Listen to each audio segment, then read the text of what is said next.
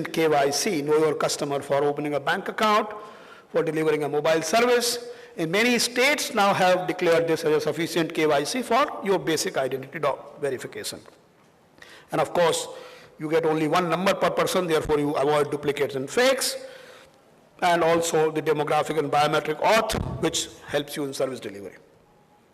Now, essentially, as I was saying, service delivery potential of this number comes from two facts. Fact one, it is unique, and it also exists for a person who exists, which means that if there is a number, there is a person, there will be only one number. So that way, it eliminates duplicates and fakes. And secondly, the authentication part. So authentication is, as I had said, one of the problems which the delivery systems in the last miles have is that suppose I am going to give social security pension to Mr. X.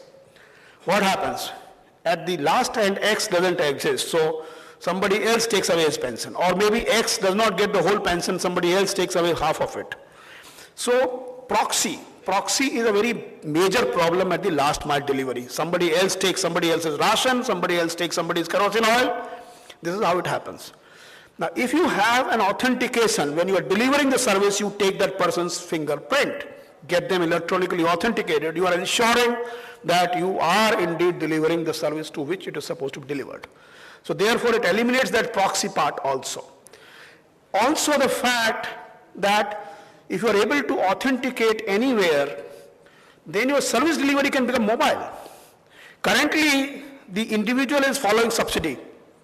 Tomorrow, the entitlements should follow the beneficiary. The subsidy should follow the beneficiary. Therefore, if you have a Janani Suraksha Yojana scheme where a mother is being given, 1,500 rupees in 4 installments, 3 installments for prenatal and 4th after delivery, and normally the mothers go to a different, their mother's place for delivery purposes. Normally what happens in this, she gets 3, but she doesn't get the 4th one. Now, if her entitlement is on the web, and if she is able to authenticate her identity, she will get the subsidy there also. So basically, you can build mobility into the delivery systems. We feel that Aadhaar is an enabler for growth. It has the power of identity. It provides enhanced access to services, puts direct benefits to poor. It reaches out to marginal groups and addresses mobility. As I said, Aadhaar is already accepted as a proof of mobile connections, bank accounts, and other applications. Now, this is one typically, it's a little techie kind of slide, but essentially the sum and substance of this is that through an Aadhaar authentication, it is possible to deliver banking services in the remote rural areas through a business correspondent and a micro ATM. So if you have a mobile device called micro ATM and if you're a business correspondent, that person is as good as a bank branch. He can, give cash, he can receive cash, and he can do the banking. And therefore, this villager does not have to go out anywhere to do this, to the banking. He doesn't have to go to the bank branch. And therefore, he saves on transport, he saves on time and everything else. So therefore, Aadhaar is going to work as a third-party trusted authenticator for delivery of these banking services. We have had discussions with the RBI, with the IBA and other stakeholders, and this solution is being rolled out. We have already had proof of concept of this in a couple of states. Jharkhand, we had the proof of concept to deliver Narega wages through this mechanism, and we are now going to have proof of concept further, and I think within a couple of months we'll be able to deliver these services and the rollout will take place. And this will be a huge savings to the banking industry. This will be a huge savings to the rural and marginalized. It will also be a huge savings, huge sort of improvement in the savings, reduce cash in the economy because there will be a lot of cashless transactions taking place. If the business correspondent is a local kirana shop owner, then you don't have to really pay him cash. You can just pay through this kind of system. So today we have a debit card. I can go to any ATM machine, any bank, it works. But poor do not have that facility. By this method, poor people will also be able to have, will not have a card, but we believe this is the best card. So they'll, through this, through the biometric authentication, they'll be able to conduct transactions and at a very low cost, at an affordable, place. That's the vision. This is actually one of the authentication, which is happening in the field, where you just have to put in your fingerprint, you have to put in your Aadhaar number, and the transaction get done. By the way, this is an interoperable system which we are putting up, which means any bank to any bank transactions can be done. So therefore, if a laborer from Bihar is in Bombay and the BC belongs to a different branch or different bank, he will still be able to draw money from his bank branch in Bihar, which may be different than what the BC's branch is. So we feel that this payment system, this Aadhaar-enabled payment system, is a useful, concept from birth to the retirement and finally the death. So essentially, what we are saying, on the basis of this platform of authentication in Aadhaar, we will develop another platform, which is the Aadhaar payment bridge, about which the finance minister spoke in the budget this time, which will basically be able to create another platform which will be able to deliver these payment services. And payment services constitute a very significant part of every subsidy scheme, every benefit delivery scheme.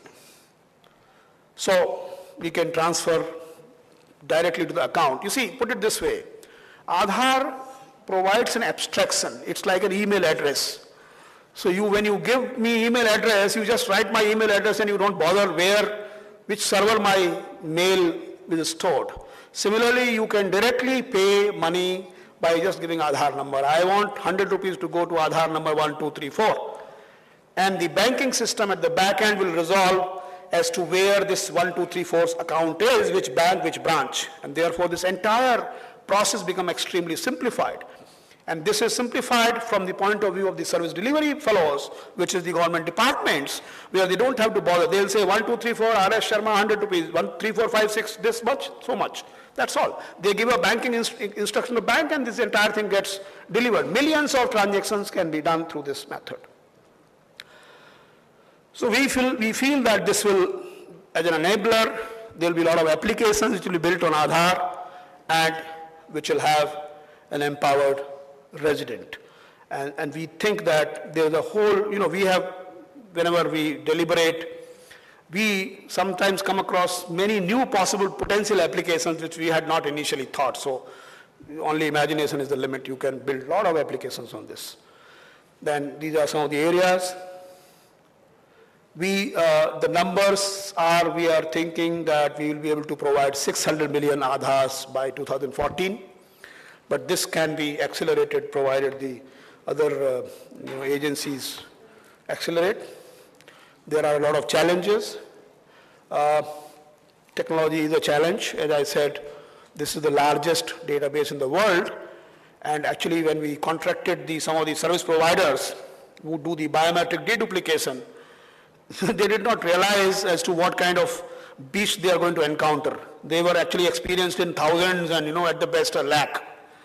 Now, when we told them that, friends, you have to deliver 1 million deduplication per day, they're just not able to scale up. And that's one of the reasons why you see 50 million enrolled, 19 million Aadhaar generated, there's a gap. There are 31 million sitting with us. And that's happening because the back-end systems are being fine-tuned. So actually, we are operating at a cutting edge of technology, but I think we'll be able to do it. That's one challenge. Scale is another challenge. Some, countries which we come to meet with us, and when we tell them we have already done 50 million, they say you have already done more than our country's population. So that's how things are. Scale is another part. There are privacy and security issues which we are trying to address as much as we can, and we have by design ensured that we have the minimal, of these issues. Nevertheless, these issues will continue to come up with, and these are genuine, valid issues, but sometimes what happens is that they are sometimes over-accentuated. We want to have a balance between these privacy and purpose. So that's the basic part. Enrollment is a challenge, political challenge. So these are some of the challenges, but I think we are very sure that we will be able to overcome these challenges. Thank you very much.